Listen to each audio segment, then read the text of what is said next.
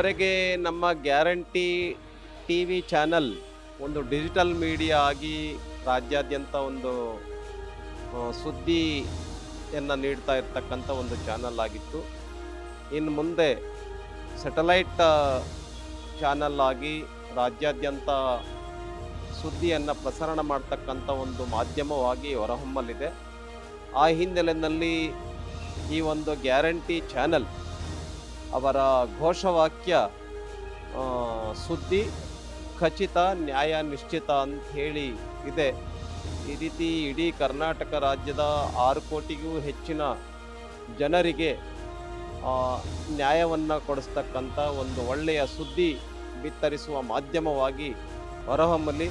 ರಾಜ್ಯಾದ್ಯಂತ ಈ ಒಂದು ಗ್ಯಾರಂಟಿ ಟಿ ವಿ ಮಾಧ್ಯಮ ಮನೆ ಮನೆಯ ಮಾತಾಗಲಿ ಅಂಥೇಳಿ ಈ ಸಂದರ್ಭದಲ್ಲಿ ನಾನು ಶುಭವನ್ನು ಕೋರ್ತೇನೆ.